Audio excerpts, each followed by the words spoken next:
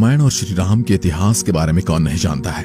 हम सब जानते हैं कैसे 14 वर्ष का वनवास काटकर रावण को हराकर श्री राम अयोध्या लौटे थे और वहां की राजगद्दी संभाली थी। लेकिन जब श्री राम ने अयोध्या को छोड़ा और अपने शरीर को त्यागा तो उसके बाद क्या हुआ? आखिर श्री राम और उनके भाइयों ने अपने शरीर को कैसे त्यागा था? और फिर अयोध्या का क्या हुआ? और क्या आज भी श्री राम के वंशज जिंदा हैं? ये सारी बातें आपको हैरत में डाल देंगे, तो इसलिए बने रहना इस वीडियो के अंत तक। रामायण के बालकांड और सीता हरण कांड के बारे में हर कोई जानता है और कई लोगों को तो ये भी लगता है कि सीता माता ने जब धरती में समाधि ली थी तो उसके बाद ही रामायण का अंत हो गया।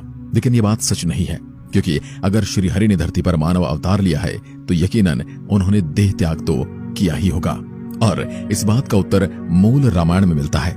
वाल्मीकि रामायण का पहला अध्याय मूल रामायण कहलाता है, जिसमें श्री राम के देह छोड़ने की बात कही गई है। पौराणिक कथाओं के अनुसार सीता जी के पृथ्वी में समा जाने के बाद विष्णु जी का 7वां अवतार यानी श्री राम का पृथ्वी पर काम पूरा हो गया था और श्री राम पहले ही हनुमान जी को पाताल भेज चुके थे एक अंगूठी ढूंढने के बहाने, क्योंकि भगवान श्री राम इस बात को अच्छी तरह से जानते थे कि अगर उनका परम भक्त हनुमान उनके पास रहेगा तो कभी भी भगवान राम को पृथ्वीलोक त्यागने के लिए मंजूरी नहीं देगा।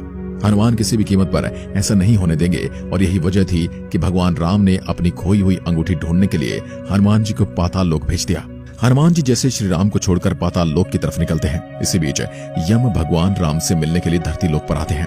यम देवता श्री राम से मिलने के लिए अपने असली अवतार में नहीं आते, बल्कि एक साधु का भेष लेकर आते हैं और भगवान राम से मिलने के लिए जाते हैं तो भगवान राम को इस बात से अवगत कराने आए थे कि पृथ्वीलोक पर उनका कार्य पूर्ण हो चुका है और अब उन्हें मानव रूप त्याग कर बैकुंठ लोक लौटना पड़ेगा। श्री राम ने अपने छोटे भाई लक्ष्मण को आदेश दिया कि वह किसी को भी अंदर न आने दे, नहीं तो उस इंसान को मृत्यु दंड दिया जाएगा। भगवान श्री राम और यम अंदर एक दूसरे से वार्तालाप कर रहे थे। जब राम और यम अंदर थे तो ऋषि दुर्वासा आए। दुर्वासा ऋषि अपने क्रोध के कारण बहुत प्रसिद्ध थे। लक्ष्मण जी ने उन्हें रोका तो दुर्वासा ऋषि ने श्री राम को श्राप देने की बात कही। ऐसे में भाई को श्राप न मिले, इसके लिए लक्ष्मण ने खुद का बलिदान देने की सोची। लक्ष्मण जी खुद ही श्री राम के पास चले गए। ऐसे में भगवान राम को समझ नहीं आया कि वो लक्ष्मण को कैसे मारे। भगवान राम ने लक्ष्मण को देश निकाला दे दिया। अपने भाई को निराश कर लक्ष्मण खुद सरयू नदी में जाकर विलीन हो गए, यानी उन्होंने अपना देह पानी में त्यागा और शेषनाग का रूप ले लिया। कहा जाता है कि लक्ष्मण शेषनाग का ही मानव रूप थे। इसके बाद राम जी ने भी इसी तरह अपनी देह त्याग दी। लक्ष्मण के सरयू नदी में समाधि लेने से राम दुखी हुए और उन्होंने जल समाधि लेने का निर्णय लिया और भगवान श्री राम ने भी इसी नदी में अपने देह को त्याग दिया।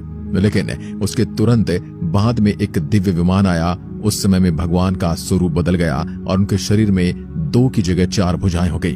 अपने वास्तविक रूप भगवान विष्णु के रूप में आने के बाद भगवान उस विमान में बैठ गए। ये देखकर अयोध्या की प्रजा ने भगवान से कहा कि हे प्रभु, आप तो अपने परम धाम को जा रहे हैं, आपके बिना हमारी दशा क्या होगी? तब भगवान ने अपनी प्रजा से कहा, आप सभी मेरे प्रिय हो, इसलिए आप सभी मेरे साथ चले।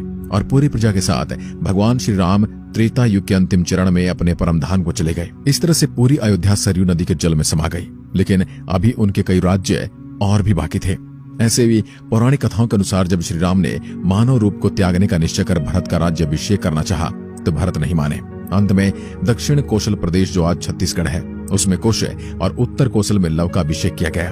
भगवान राम के काल में भी कौशल राज्य उत्तर कौशल और दक्षिण कौशल में विभाजित था। कालिदास के रघुवंश अनुसार राम ने अपने पुत्र लव को शारावती का और कुश को कुशावती का राज्य दिया था। शरावती को श्रवस्ती माने तो निश्चय ही लव का राज्य उत्तर भारत में था और कुश का राज्य दक्षिण कौशल में। कुश की राजधानी कुशावती आज के बिलासपुर जिले में थी। कौशला को राम की माता कौशल्या की जन्मभूमि माना जाता है। रघुवंश के अनुसार कुश को अयोध्या जाने के लिए विंध्याचल को पार करना पड़ता था। इससे भी सिद्ध होता है कि उनका राज्य दक्षिण कौशल में ही था।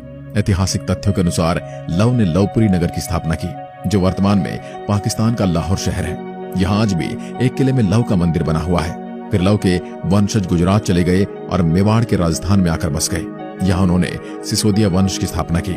शायद आज यही कारण है कि मेवाड़ का राज प्रतीक सूर्य है। लव से राघव राजपूतों का जन्म हुआ, जिसे बड़गुजर, जयास और सिकरवारों का वंश चला। दूसरी शाखा सिसोदिया राजपूत वंश की थी, जिनमें बैचला यानी बैसला और गहलोत कोहिल वंश के राजा हुए। दूसरी ओर कुश ने कुशावती नगर की स्थापना की, जो छत्तीसगढ़ राज्य के बिलासपुर जिले में है। कुश ने अपना राज्य पूरब की तरफ फैलाया। तत्पश्चात एक नागवंश कन्या के साथ विवाह किया। ऐसा माना जाता है कि थाईलैंड के राजा उसी नागवंश के वंशज हैं। शायद इन्हीं कुछ कारणों से आज भी थाईलैंड के राजा को राम की उपाधि देने की प्रथा यथावत है। कुश ने कुशवाहा यानी कछवाहा राजपूतों का वंश चला। इसके अलावा मौर्य सैनी शाक के संप्रदाय की स्थापना कुश के ही वंश से हुई। इसके अलावा ऐसा कहा जाता है कि लव और कुश में तो कुश का ही वंश आगे बढ़ा। इसी कारण इतिहास में भी कुश के ही वंशजों का वर्णन ज्यादा है।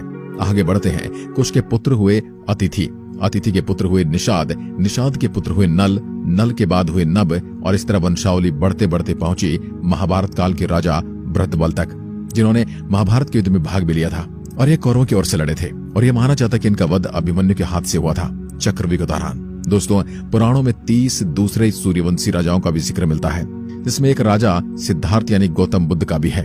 जी हाँ, इसका मतलब कि गौतम बुद्ध भी भगवान राम के ही वंशज थे।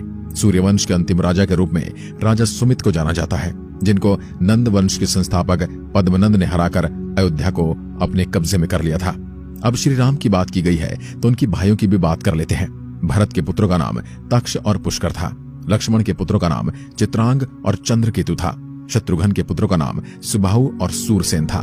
भरत ने अपने नाना कैकेयी राज अश्वपति के आमंत्रण और उनकी सहायता से गंधर्वों के देश गंधार को जीता था। भरत ने अपने दोनों पुत्रों को वहां का शासक नियुक्त किया। बाद में भरत के दोनों पुत्र तक्ष अपने नाम से तक्षशिला नगरी बसाते हैं और पुष्कर ने पुष्करावती नगरी बसाई, और तक्षशिला को भी भरत के पुत्र तक्ष ने ही बसाया था। लक्ष्मण के बड़े पुत्र चित्रांगद को अंगद के नाम से जाना जाता है। उन्होंने कारुपत का राज्य संभाला, जो आज हिमाचल प्रदेश में है। फिर अंगादिया नगरी बसाकर उसको अपनी राजधानी बनाया। लक्ष्मण के दूसरे पुत्र चंद्रकेतु ने मल्ल देश का राज्य संभाला, जो आज गोरखपुर के आसपास है। उन्होंने भी चंद्रचक्र नामक एक नगरी बसाकर उसे अपनी राजधानी बनाया। शत्रुघ्न के बड़े पुत्र सुबाहु ने आगे चलकर मथुरा का राज संभाला, और उनके दूसरे पुत्र सूरसेन भेलसा यानी आज का विदिशा का शासन करते थे। दोस्तों, ऐसे सवाल उठना लाजमी है, तो क्या भगवान राम का वंश आज भी हमारी पृथ्वी पर मौजूद है, या फिर ऐसा तो नहीं भगवान राम का वंश कहीं किसी काल में पूरी तरह से खत्म हो गया?